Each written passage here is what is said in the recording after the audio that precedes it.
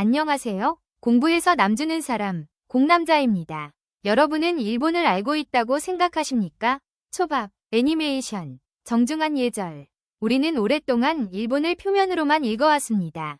오늘 우리는 단 16개의 한자를 통해서 일본을 읽어보려 합니다. 이 평범해 보이는 글자들 속에는 일본인의 정신세계와 깊은 심층이 숨어 있습니다. 이 영상은 중국인 일본학 연구자 강건강의 저서 16개의 한자로 보는 일본이라는 책을 바탕으로 합니다. 중국인의 시선으로 바라본 일본, 그 예리한 통찰을 함께 따라가 보려고 합니다. 2. 16개의 창. 저자는 말합니다. 일본의 미학은 명확한 형태가 아니라 보이지 않는 기운을 읽어내는 데서 출발한다고. 자연현상인 달과 비, 감각으로 느끼는 색과 알몸, 욕망의 투영인 고양이와 모해, 그리고 믿음의 근원인 신. 이 한자들은 마치 필터처럼 작동하고 있습니다. 동일한 현상이라도 그것이 달빛이든 비가 내리는 소리든 일본이라는 필터를 통과하면 전혀 다른 의미가 되어 나옵니다. 그 핵심을 한마디로 표현하면 이렇습니다. 무례와 유현입니다. 무례는 사물의 애잔함을 느끼는 감수성, 그리고 유현은 눈에 보이지 않는 아름다움을 감지하는 능력. 이 두 가지가 오늘 우리가 탐험할 16개 한자로 들어가는 열쇠입니다. 3. 자연과 정서. 달과 비. 의미 없는 자연현상에 깃든 서늘한 인간의 마음이 화두입니다. 달은 그냥 달이 아닙니다. 비는 그냥 비가 아닙니다. 일본인에게 자연은 항상 인간의 감정과 뒤섞여 있습니다. 달은 청정함과 마성 사이를 오가는 빛이고 비는 고립이 낳은 끈적한 멜랑콜리입니다. 서양인이 자연을 정복하거나 분류하는 대상으로 바라본다면 일본인은 자연과 함께 감정이 스며들고 젖어드는 존재입니다. 그 첫 번째 한자, 달부터 시작합니다. 4. 달. 죽음과 융합된 푸른 달빛. 달 하나를 두고도 한국과 중국, 그리고 일본은 전혀 다른 감각으로 반응합니다. 이태백의 달, 중국의 달은 따뜻합니다. 황금빛, 향수, 고향의 냄새. 침대 앞에 밝은 달빛, 서리가 내린 줄 알았네라는 그 시처럼. 하지만 일본의 달은 차갑고 푸릅니다. 죽음과 맞닿아 있습니다. 메이지 시대의 사상가 타카야마 초규는 말했습니다. 달빛은 욕망과 번뇌의 붉은색과 대비되는 청색, 즉 위안이자 침묵이자 죽음의 색이라고. 은각사의 달맞이는 권력자의 과시였고 계리궁의 달맞이는 권력에서 밀려난 자의 은둔이었습니다. 그러나 신기하게도 두 달맞이는 같은 결론으로 수렴합니다. 현실 도피와 유현의 미학. 일본에서 달은 아름다운 만큼 불길합니다. 완전히 찬 달보다 이질어진 달에서 더 깊은 감흥을 느끼는 민족. 결핍 속에서 아름다움을 찾는 것. 이것이 일본 미학의 출발점입니다. 5. 비. 고립이 낳은 끈적한 미학. 일본은 세계에서 비가 많이 오기로 손꼽히는 국가입니다. 일본인의 정서 깊은 곳의 비는 그냥 날씨가 아닙니다. 존재 방식입니다. 일본어에서 비에 젖다, 요레로는 단순히 옷이 젖는다는 뜻이 아닙니다. 남녀 사이의 교감, 에로티시즘, 그리고 말로 표현할 수 없는 애틋한 슬픔을 동시에 의미합니다. 가장 시적인 동사라고 저자는 말합니다. 그 구조를 보면 비는 먼저 물리적으로 사람들을 단절시킵니다. 모내기철, 논이 신이 내려오는 시기에는 남녀가 접촉할 수 없었습니다. 이 단절이 고립을 낳고 고립은 그리움을 증폭시킵니다. 그리고 그 억압된 감정이 결국 젖음, 요리, 미학으로 승화됩니다. 비와 안개가 만드는 흐릿한 풍경은 일본 특유의 문화를 낳았습니다. 바로 사이 간자입니다. 명확함보다 모호한 여백을, 직접적 표현보다 분위기를 중시하는 공간 감각. 일본인이 왜 직접적인 말 대신 분위기로 소통하는지, 그 뿌리는 어쩌면 이 습기 어린 풍토에 있는지도 모릅니다. 6. 미학과 감각, 색색과 나체나, 억압된 화려함, 은폐 속에서 빛나는 꽃나는 관능. 일본의 미학은 드러냄이 아니라 감춤에 있습니다. 서양이 빛과 노출에서 아름다움을 찾는다면 일본은 규제되고 은폐된 것에서 더 강렬한 아름다움을 발견합니다. 색은 금지된 색이 만들어낸 중간색과 떫은 맛의 예술이고 알몸은 드러내지 않음으로써 완성되는 목덜미의 에로티시즘입니다. 완전한 노출보다 불완전한 틈, 그 틈 사이로 상상력이 흘러들어갈 때 일본의 아름다움은 완성됩니다. 7. 색색, 억압이 낳은 중간색의 예술.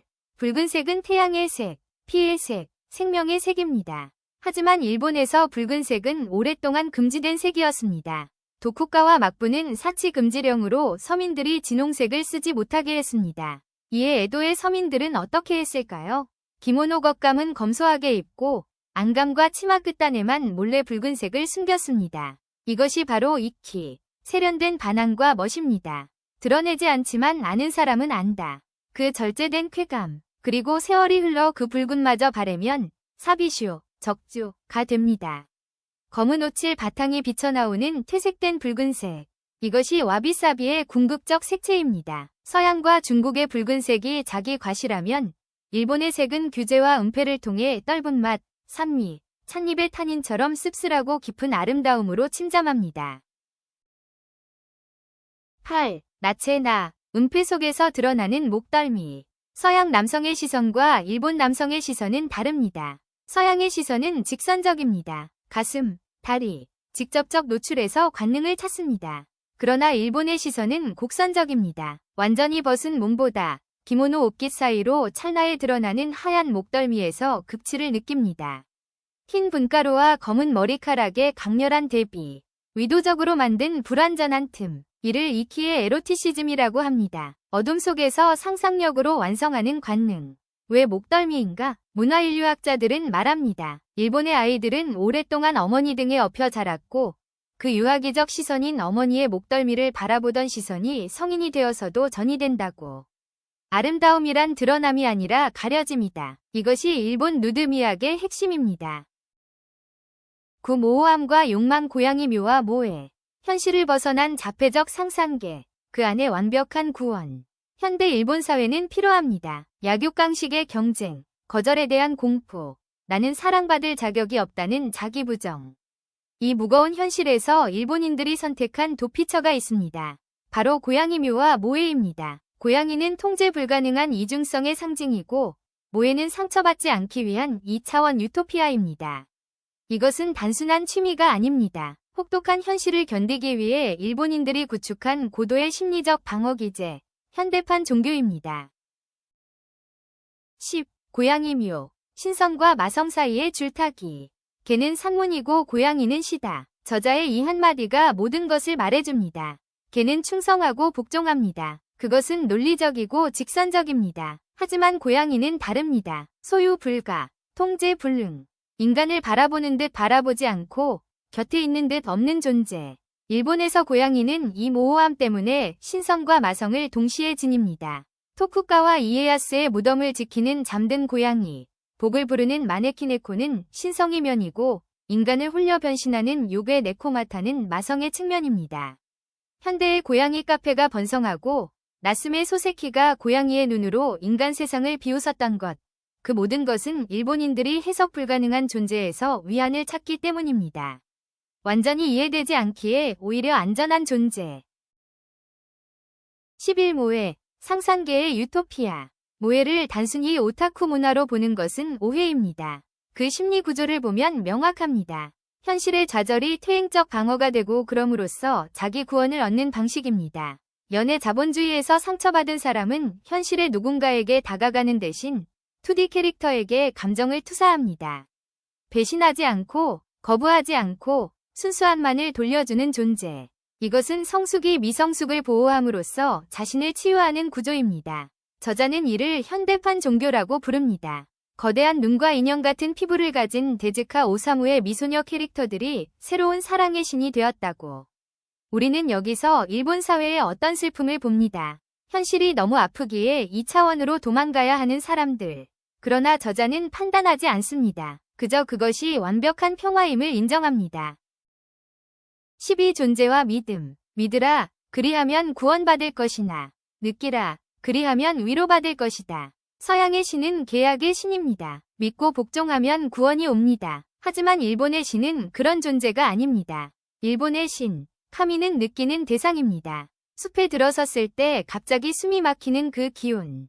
천둥 소리의 섬뜩함, 오래된 바위의 위압감. 그것이 카미입니다. 그렇다면 일본 사회는 무엇으로 작동하는가? 신과의 계약이 아니라 사람과 사람 사이의 눈치와 신뢰로. 신이라는 한자가 우리를 마지막 통찰로 이끕니다. 13. 신. 사막의 계약될 숲의 기운. 서양의 유일신은 사막에서 태어났습니다. 혹독한 생존 환경, 절대적 규칙, 전지전능한 창조주. 인간은 그 신과 계약을 맺고 법과 원죄의 체계 속에서 사회를 유지합니다. 일본의 카미는 숲에서 태어났습니다. 풍요롭고 변화무쌍한 섬과 숲, 만물에 깃든 영, 800만의 신. 인간은 느낌을 통해 신과 접촉하고 이심전심과 마을의 눈치로 사회를 묶습니다.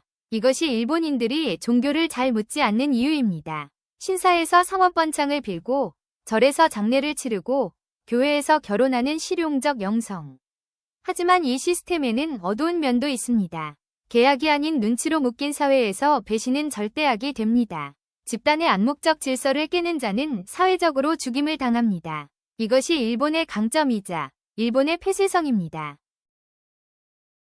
14. 음예. 그림자로 수렴되는 미학.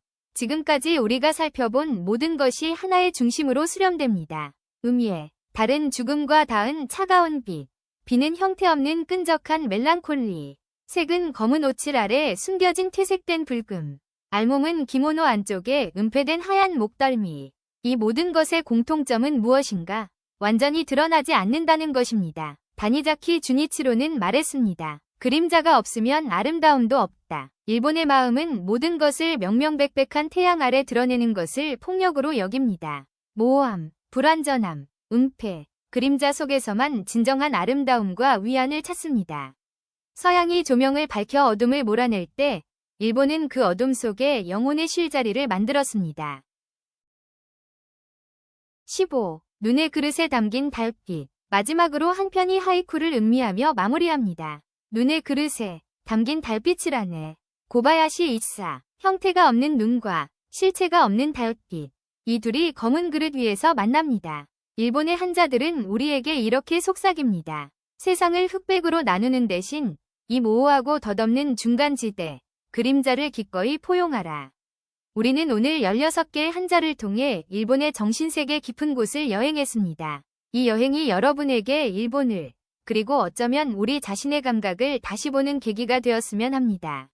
완전하지 않아도 아름다울 수 있다는 것, 드러내지 않아도 깊을 수 있다는 것, 소멸하기 때문에 더 빛날 수 있다는 것, 한자로 읽는 일본의 마음. 오늘 영상은 여기서 마칩니다. 시청해주셔서 감사합니다.